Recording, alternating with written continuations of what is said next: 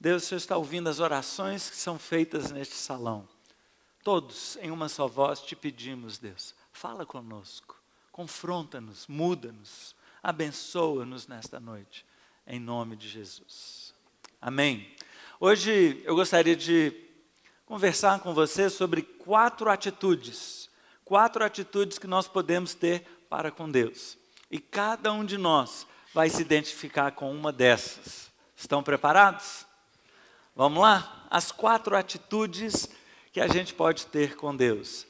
Vamos abrir a nossa Bíblia ali em Romanos, capítulo 1, verso 18, e vamos ver qual a primeira atitude para com Deus.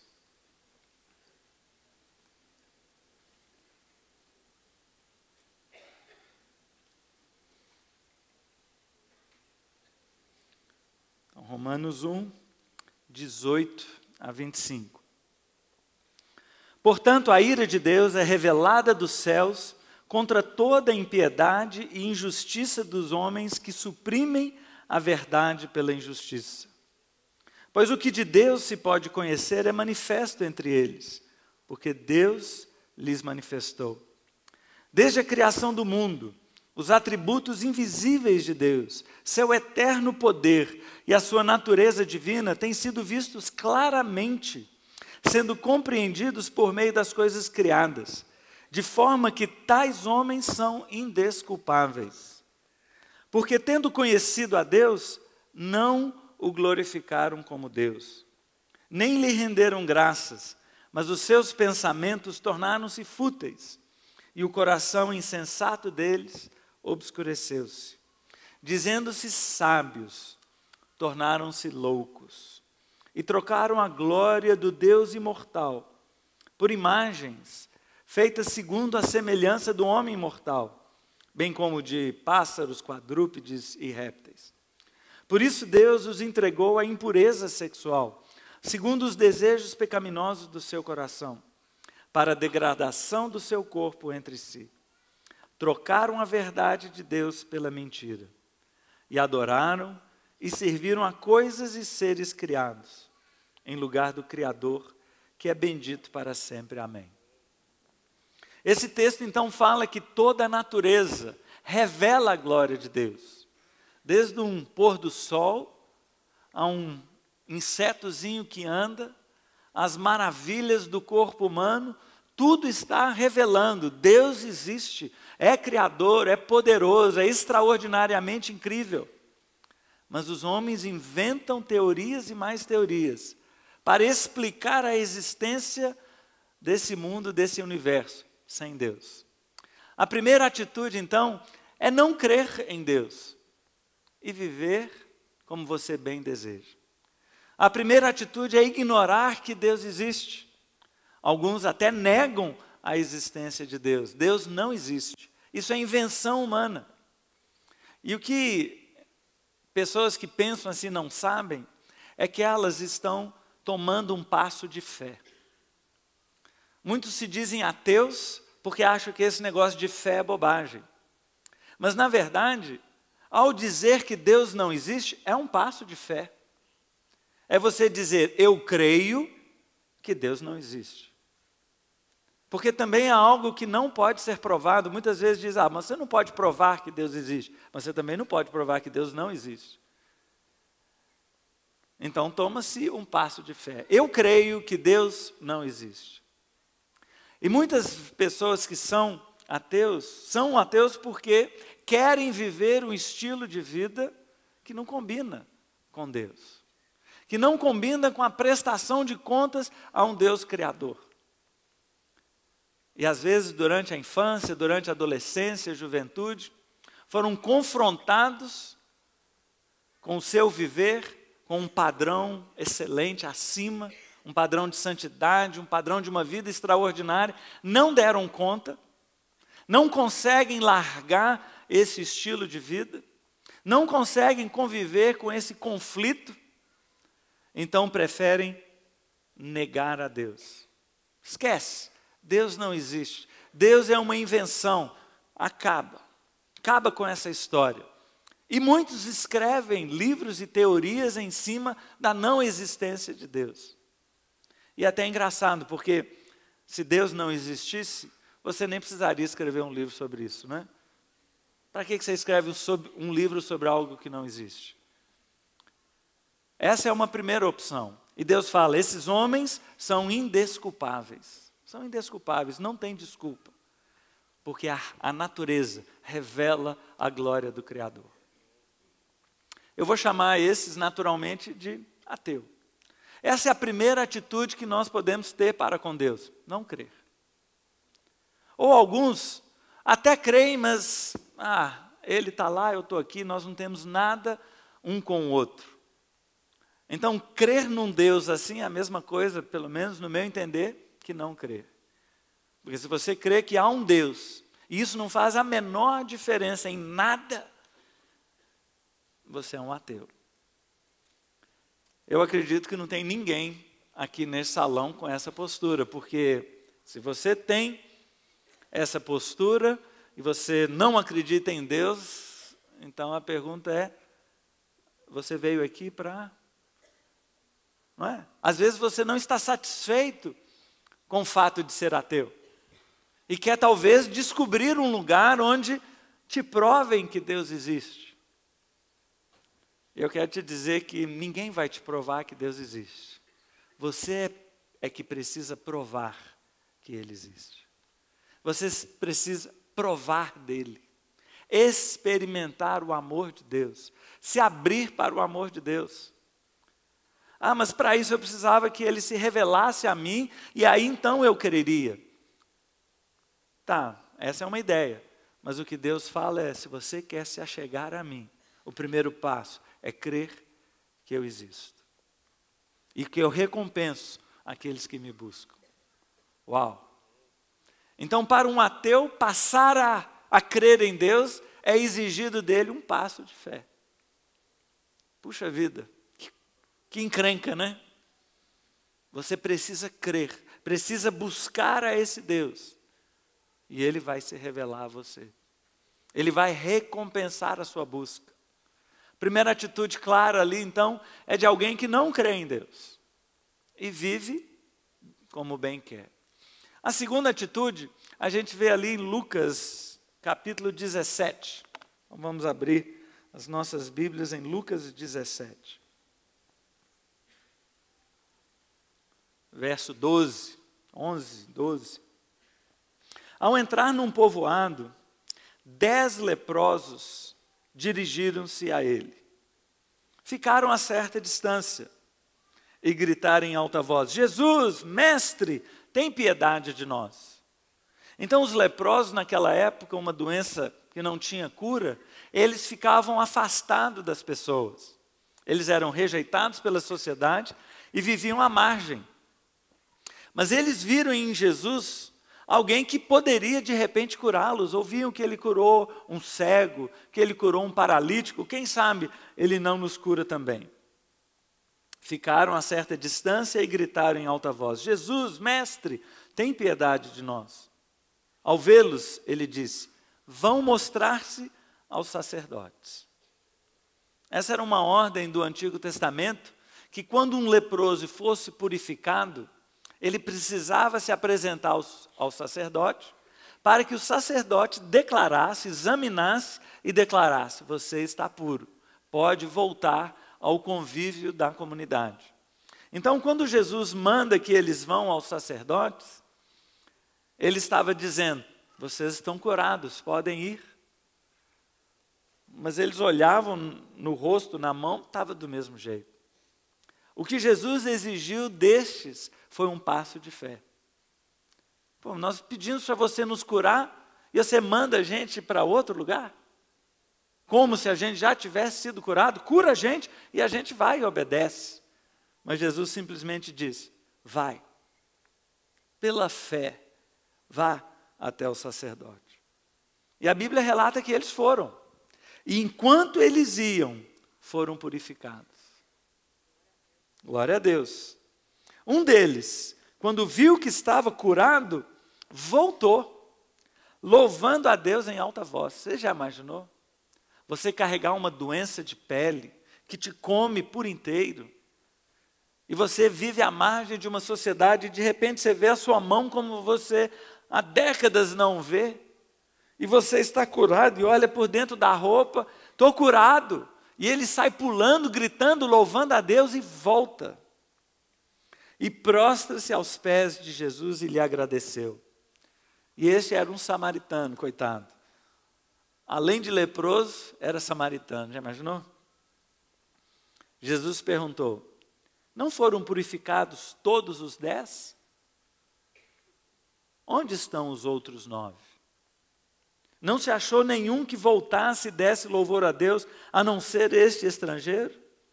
Então ele lhe disse, levante-se e vá, a sua fé o salvou. É engraçado que todos tiveram fé, mas apenas a fé desse samaritano é que o salvou. A fé dos outros curou, mas a fé desse o salvou. Segunda atitude, o segundo tipo que nós vemos ali é aquele que crê em Deus, mas quer apenas as bênçãos. E eu vou chamar esse de cliente. É aquele que vai a Deus em busca de algo que Deus tem para oferecer. E igrejas evangélicas estão cheias de clientes. E como são clientes, a igreja então precisa se comportar como um supermercado, como uma loja, como um local para atender aos clientes. Então, o louvor tem que ser, a banda tem que se preparar, escolher músicas de acordo com o gosto do cliente. Eu vou pregar uma palavra aqui que ao final todo mundo saia, nossa, que palavra boa, que coisa gostosa. Então a igreja, instituição, ela trabalha em função de atender ao cliente, com a esperança que ele volte na semana que vem. Agora, quando essa igreja não atende, o louvor não é no estilo musical que lhe agrada, a palavra pastoral é muito confrontadora, ou muito radical, ou muito não sei o quê, ele sai. E ele vai procurar um outro supermercado que lhe atenda melhor. Ou então ele tem uma necessidade e ele pede então oração, as pessoas oram por ele e a necessidade dele não é atendida. Então eu vou procurar uma outra igreja que consiga atender a minha necessidade. Então o cliente vai de porta em porta, de culto em culto, de reunião em reunião, de profeta em profeta, atrás da sua bênção. Esse é o cliente. Igual aqueles 10 leprosos foram até Jesus em busca de uma necessidade. E o legal é que Jesus não os repreendeu. Vocês leprosos, só estão aqui porque querem ser curados. Jesus não falou isso. Jesus sabe da nossa necessidade. E ele atendeu a necessidade com alegria, com leveza. Nem esticou a conversa, diz, vai lá, vai ter com o sacerdote. Jesus tem prazer em atender as nossas necessidades. E muitos vêm a uma igreja como a nossa porque estão desesperados. Uma falência, uma morte na família, uma situação que não tem solução, desilusão amorosa, abandono no casamento, término de namoro, compulsão por drogas, sei lá, quantas pessoas aqui vieram em momentos de grande dor, leprosos precisando de cura. E quando chegaram aqui, Deus os abençoou. Deus derramou graça e mudou a sua história. Glória a Deus. É para isso que essa igreja existe, para mudar a história. Mas se você tem o coração de um cliente, no momento em que você é atendido, encheu o seu carrinho de compras, passa no caixa, deixa o seu dízimo e vai para casa viver a sua vida. Nunca mais volta. Por quê? Eu não estou precisando de fazer compras. A minha despensa está cheia. A minha vida está ótima. Arrumei uma nova namorada. Consegui um emprego. Saí da falência. Estou ótimo. Valeu. Não, aquele Jesus é joia demais. Olha aqui, gente. Curado. Agora eu posso viver a minha vida. Quantos nesta igreja aqui participaram de momentos de transformação de vida, mas no momento que endireitam os caminhos, vão cuidar da própria vida?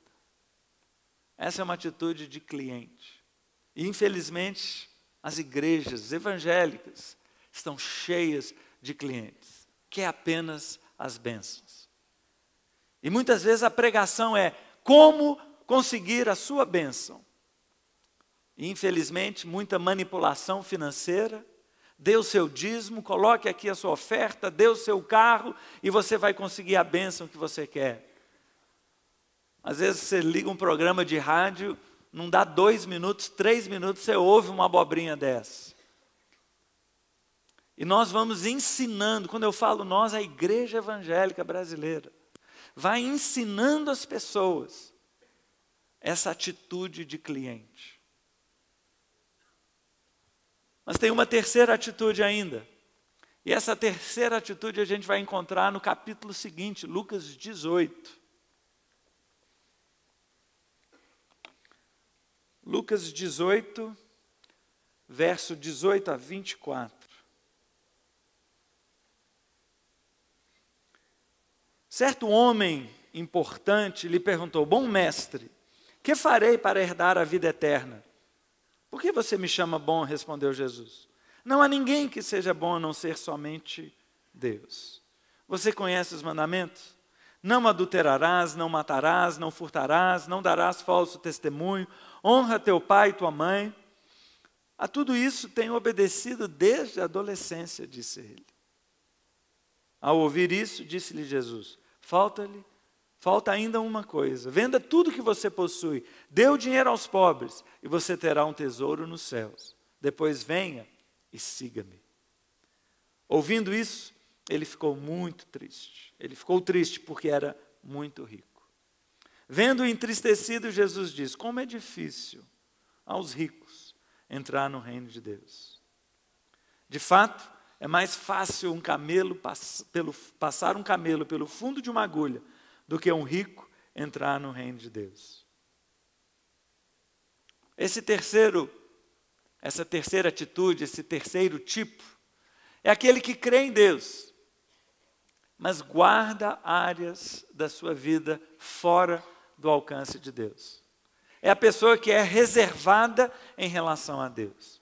E a gente vê esse homem, ou jovem rico, a gente vê que ele levava muito a sério as coisas de Deus.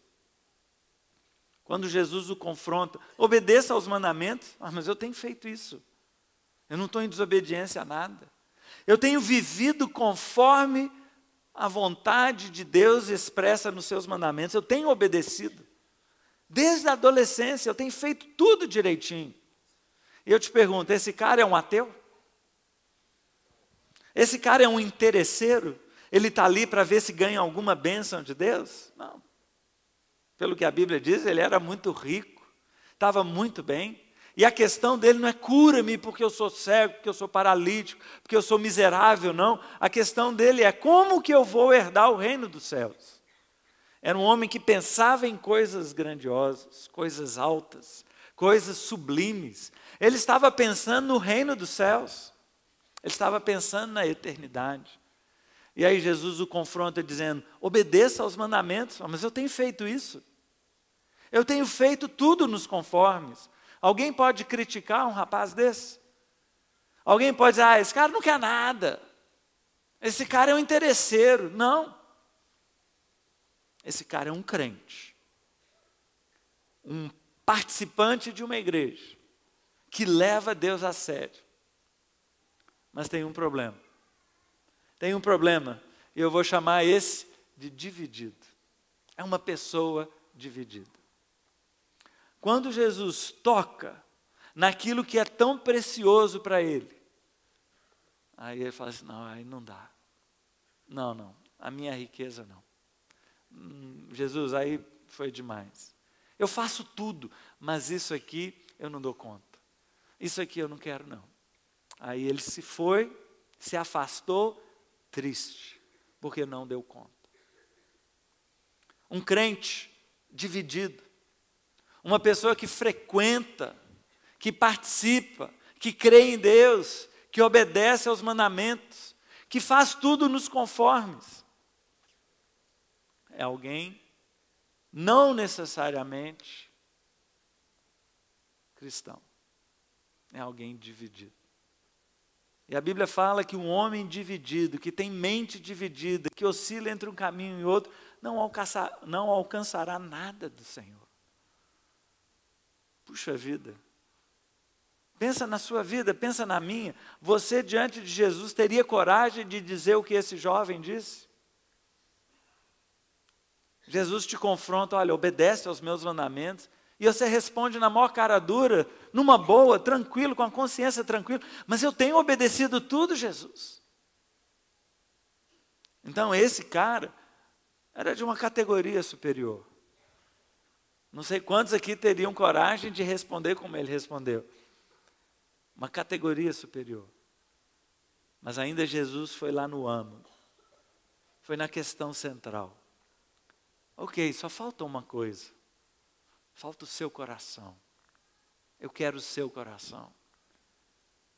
E essa dependência que você tem das suas riquezas, que te dão status, te dão identidade, te dão segurança, te dão um futuro tranquilo, te dão uma independência de qualquer pessoa e até de Deus.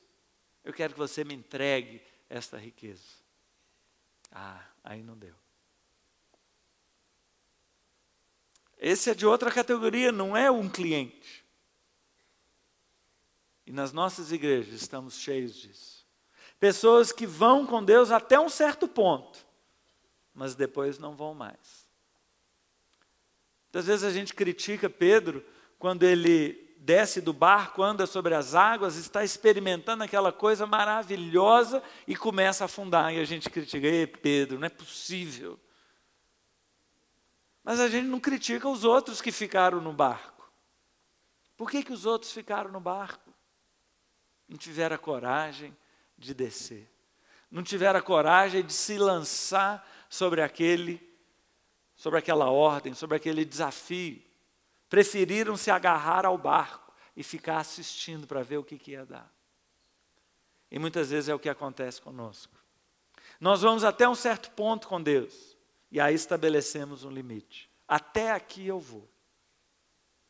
Eu sei que a Igreja Batista Central é uma igreja que pressiona muitas pessoas a irem além. Ninguém fica à vontade aqui. Não sei se você se sente assim. Ah, eu estou aqui numa boa, ninguém me incomoda. A Igreja Batista Central tem uma característica que é te empurrar para um passo além. Nós queremos que você cresça no seu relacionamento com Deus. Nós queremos que você cresça na sua entrega à obra dele. Nós queremos que você cresça na sua maturidade espiritual e na sua influência sobre outros. Queremos que você cresça no reino.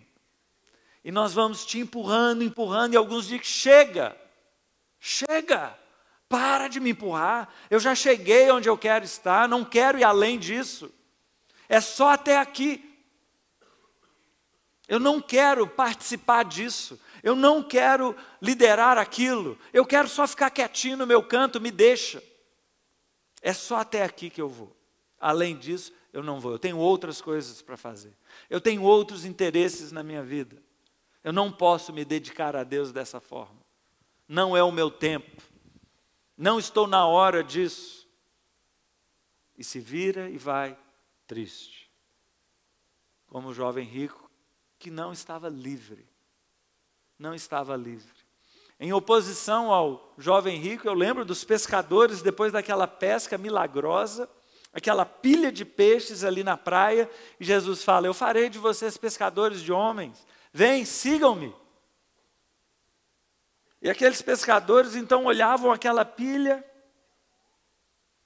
E Jesus vai indo embora. E ele fala, o que fazer? E tinha uma multidão na praia ali, imagina. O sonho da vida deles, uma multidão, uma pilha de peixes. E agora Jesus ou os peixes? E Jesus vai andando. E a Bíblia diz que imediatamente largaram tudo e seguiram a Jesus. E se eles dessem uma olhadinha por sobre os ombros, eles iam ver aquele montinho de gente recolhendo os peixes. Já era. Aquilo que era mais precioso para um pescador, ele abriu mão. Por quê? Porque ele não era dividido. E aí nós vamos para a primeira categoria, Gálatas 2:20. Gálatas 2:20 é uma passagem bíblica extraordinária. Se tem gente que não gosta de coisas radicais, vai detestar essa. Gálatas 2, verso 20, diz assim: fui crucificado com Cristo. Assim já não sou eu quem vive, mas Cristo vive em mim.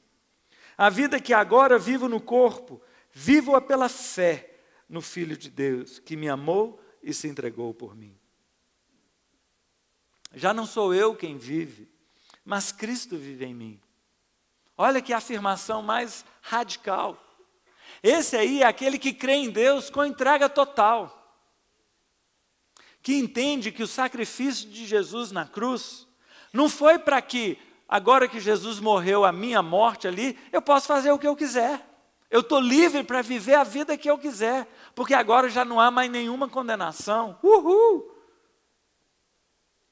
Quem entende verdadeiramente o sacrifício de Jesus, entende Gálatas 2:20. Não é que Jesus morreu no meu lugar e eu estou livre, leve e solto, não. Eu estou crucificado com Cristo. Já não sou eu quem vive, mas Cristo vive em mim. E tudo que eu tenho não é meu mais, é dele. E tudo que eu sou não é para mim mais, é para ele. Então uma pessoa com esta mentalidade, e Jesus chega para ele e diz: vende tudo que você tem, dá aos pobres e me segue. O que uma pessoa faria se ela tivesse essa mentalidade aqui de Gálatas 2:20? Está feito, está encerrado. É o que acontece com Zaqueu. Ele tem um encontro com Cristo e ele sai totalmente transformado. Antes um homem extremamente avarento, ladrão, roubador, cobrador de impostos de uma forma absurda e era detestado por todo mundo. E ele tem um encontro com Cristo e a primeira manifestação desse encontro é uma transformação radical da postura dele em relação ao dinheiro. Não, vou doar tudo, metade dos meus bens eu dou aos pobres, restituo quem eu roubei 4 vezes mais. Ele ficou livre daquilo que o prendia. Sabe como é que eu vou chamar essa quarta atitude, ou essa quarta pessoa? Eu vou chamá-lo de cristão. Eu vou chamá-lo de cristão. Nós temos então 4 atitudes: a do ateu, a do cliente, a do dividido e a do cristão. É muito claro quem é cristão integralmente. Não há dúvida.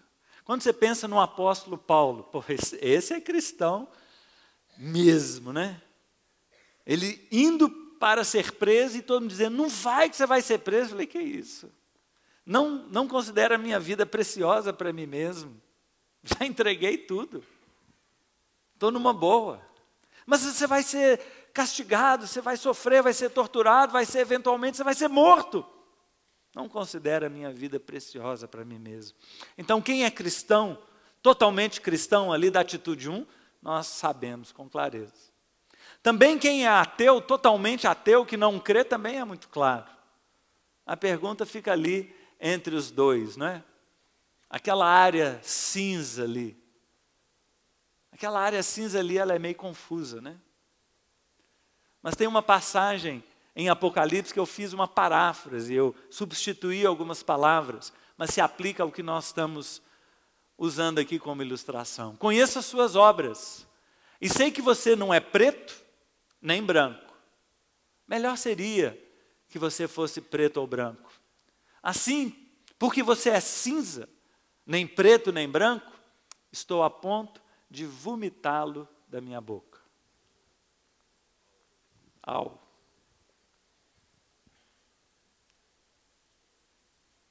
Olha que passagem. Na passagem não está escrito nem preto nem branco, mas diz quente ou frio. Porque você não é nem quente nem frio, mas é morno. Estou a ponto de vomitar-te da minha boca. Ao ler uma passagem dessa, e ao entender a Bíblia como um todo, é muito claro que o cinza só existe na nossa concepção aqui. O cinza só existe aqui entre nós.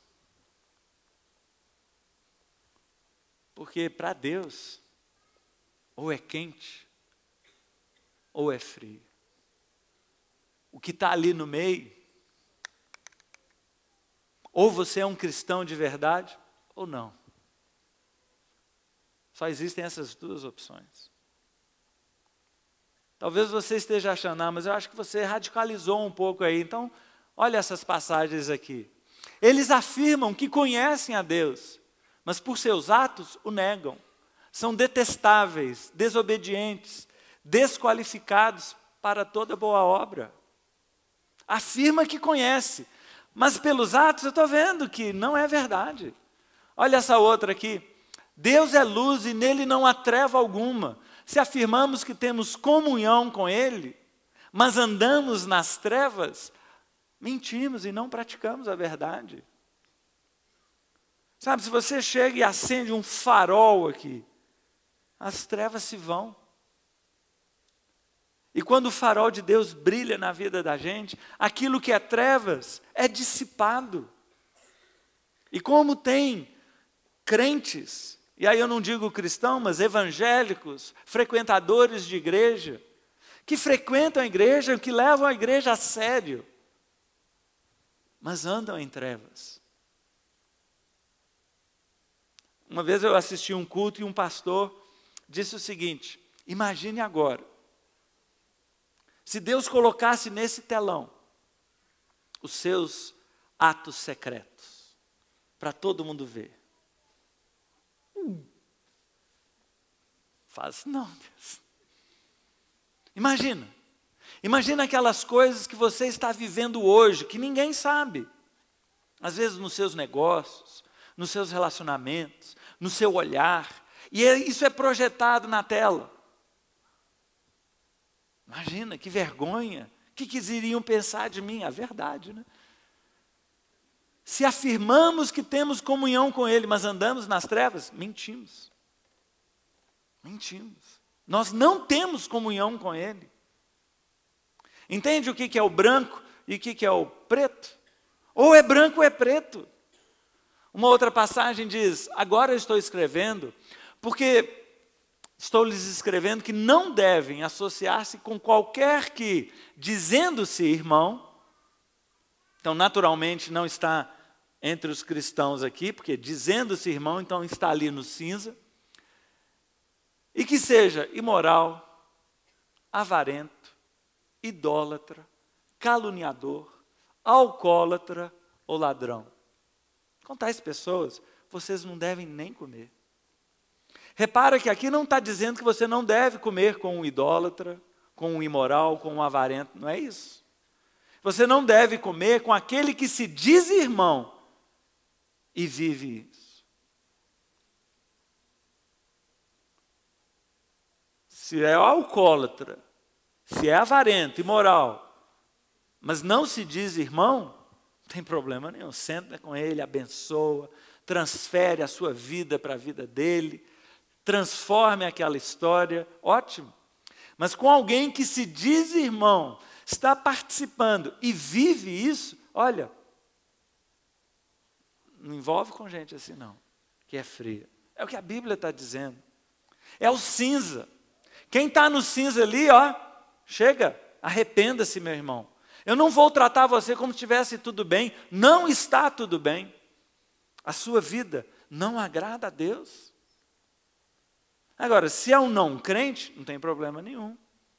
O cara te conta aqueles maiores absurdos, roubalheiras, confusões, imoralidades, e muitos ficam apontando o dedo, porque você é imoral, você não pode fazer isso. A Bíblia não manda a gente ficar divertindo o não crente.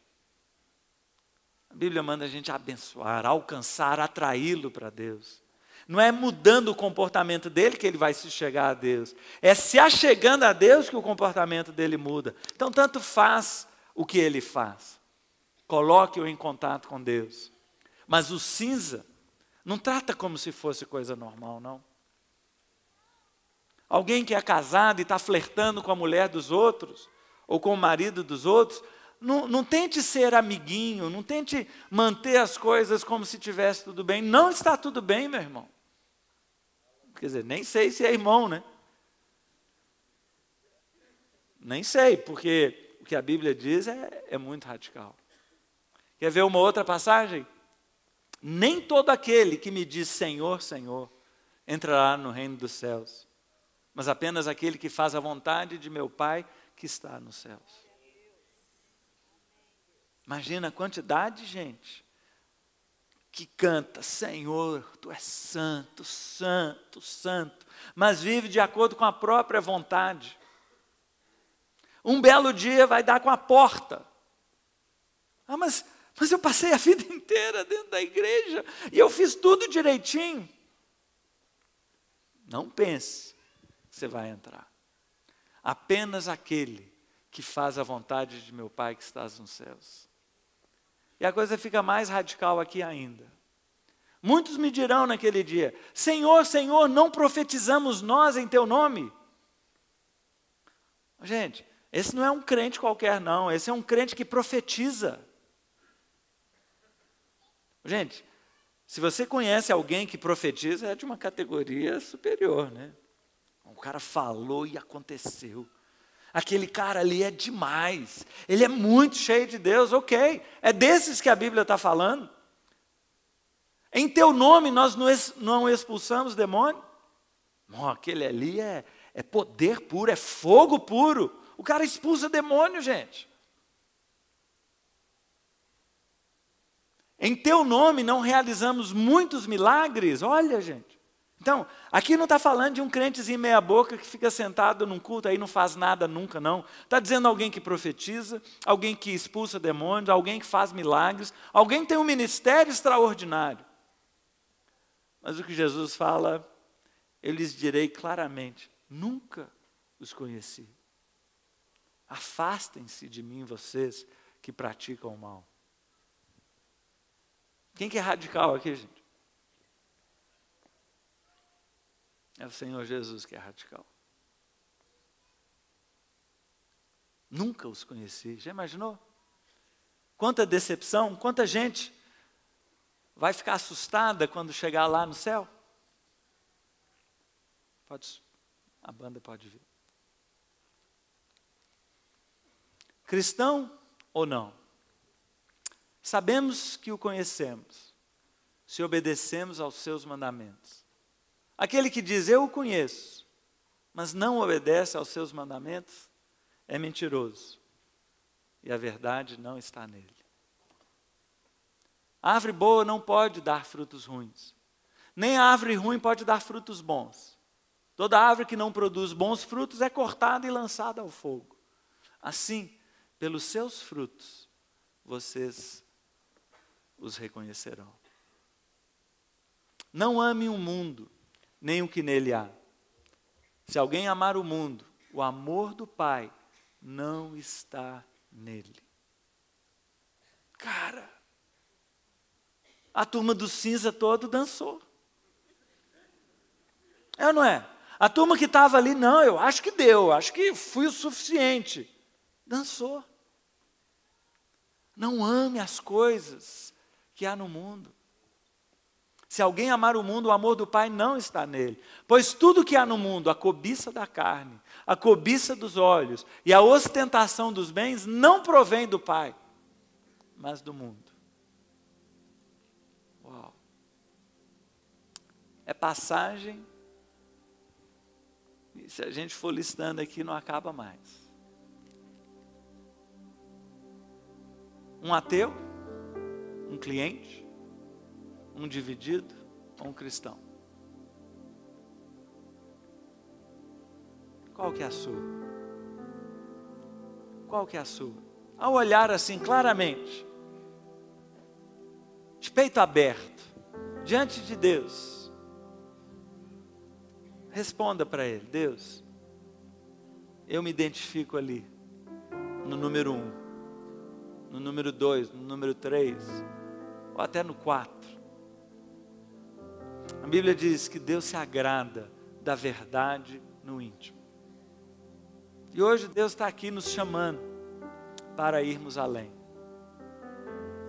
Você é privilegiado, na minha opinião, privilegiado. Eu sou um grande privilegiado de participar de uma igreja como essa, séria, que quer ir além, que não facilita o evangelho para ninguém, para o salão estar cheio. O evangelho é esse, é tudo ou nada, é preto ou branco. O que é cinza, o que é morno, o que é mais ou menos, o que é dividido, não tem nada com Deus. Deus não se agrada disso. Deus não se agrada de alguém que diz que o ama, mas nos seus negócios vive de forma escusa, de forma a envergonhar o nome de Deus. É preferível que nem dissesse que é crente. Aquele que não cumpre a sua palavra, que não honra os seus compromissos, que está sempre flertando com a mulher dos outros, está sempre com os olhos voltados para a imoralidade, com a boca suja. Isso não combina. Não combina. Deus nos chama para fazermos parte apenas do grupo 1, cristão. Completamente cristão. Não vem dizer, eu sou cristão light. Eu sou cristão, mas não é daquele tipo, sabe? Então se você não é daquele tipo, sabe? Então você não é cristão. Porque cristianismo não é uma religião, cristianismo é um relacionamento. Tudo bem, institucionalmente, você pode se chamar de cristão numa boa. Mas sabe que, quando chegar o grande dia, a porta não vai estar aberta. E Jesus vai dizer, não te conheço, não te conheço. Não tinha relacionamento com você, não. Não te conheço, não. Aparte-se de mim. Já imaginou que coisa dura? E talvez você diga, mas eu participei do louvor. Ah, mas eu fui líder de célula. Ah, mas eu expulsei demônios e fiz... Cara, não te conheço. O que é aceitável diante de Deus é quem está totalmente rendido a Ele. Totalmente rendido a Ele, sem reservas. Sem nada que o afaste dele. Qualquer coisa que o afaste de Deus, jogue no fogo, meu irmão. Seja um emprego, um namoro, uma amizade, um dinheiro. Seja qualquer coisa que te afaste de Deus, joga no fogo, meu irmão. E renda-se a Ele. Nós vamos cantar agora. Queria que você se colocasse de pé. Queria que você apresentasse a sua vida para Deus. Esse é um momento de decisão. Eu quero que você olhe esse gráfico ali. Volta ali o gráfico para mim, por favor.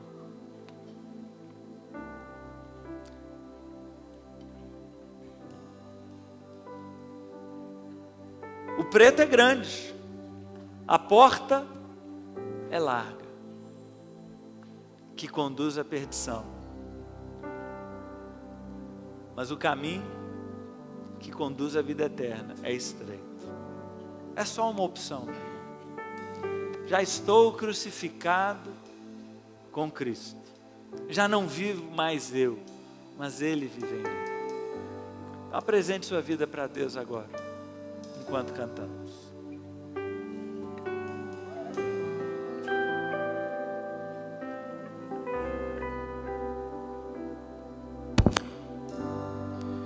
Quando a música esmurece, o resto desaparece. Simplesmente a ti me achego, ansiando oferecer algo de valor para agradar teu coração. Mais que uma canção eu te darei, pois apenas uma canção não é o que queres de mim. mais profundo busca, Senhor, do que os olhos podem ver. Queres meu coração. Estou voltando à essência da adoração, e a essência és tu, a essência és tu, Jesus. Oh, me perdoa pelo que eu fiz dela, e a essência és tu, a essência és tu, Jesus.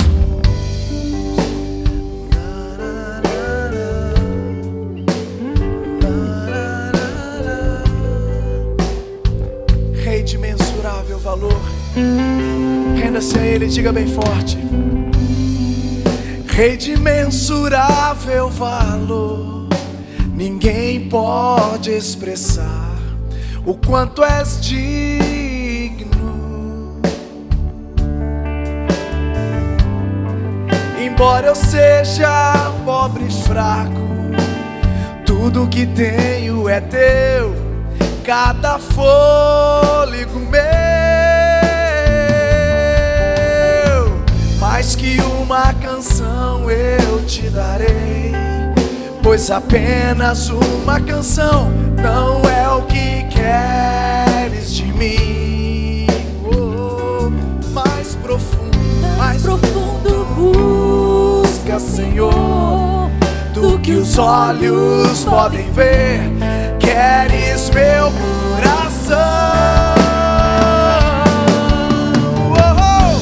Estou voltando à essência da adoração, e a essência és tu, a essência és tu, Jesus. Oh, me perdoa pelo que eu fiz dela, e a essência és, diga isso pra Ele, a essência és tu. Estou voltando à essência da adoração, e a essência és tu, a essência és tu, Jesus. Oh, me perdoa pelo que eu fiz dela, e a essência és tu, a essência és tu, Jesus. Amém. Glória a Deus. Essa palavra foi gerada a partir de um livro que eu li, chama O Cristão Ateu. Crendo em Deus, mas vivendo como se Ele não existisse. E eu recomendo que você leia, um livro confrontador. Eu sei que nesta noite aqui tem pessoas que o Espírito de Deus está confrontando aí agora. E você está reconhecendo que talvez nunca tenha tomado uma decisão, ou se tomou uma decisão de andar com Deus, está vivendo como se não tivesse tomado essa decisão. E nesta noite, o Espírito te chama para uma reconciliação, para uma entrega como nunca antes. E eu quero orar com você. Eu quero te convidar a tomar uma decisão de mudar a sua história nesta noite. Feche seus olhos. E para aqueles que nunca tomaram uma decisão antes, quero te desafiar a orar esta oração. Repita comigo aí: Senhor Jesus, nesta noite eu entendi que o Senhor tem um plano elevado para mim, mas exige uma entrega total. E até hoje eu fiquei ali meio dividido, um pouquinho e um tanto não. Mas nesta noite quero entregar a minha vida totalmente ao Senhor. Então eu te convido, entra na minha vida nesta noite.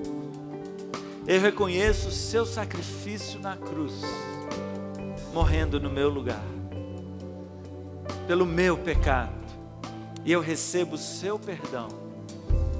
e me identifico com a sua morte na cruz, para poder dizer que já não vivo mais eu, mas agora Cristo vive em mim. E a vida que agora eu vou viver, eu vivo pela fé naquele que me amou. Entra na minha vida, Jesus. Muda a minha história. Em nome de Jesus.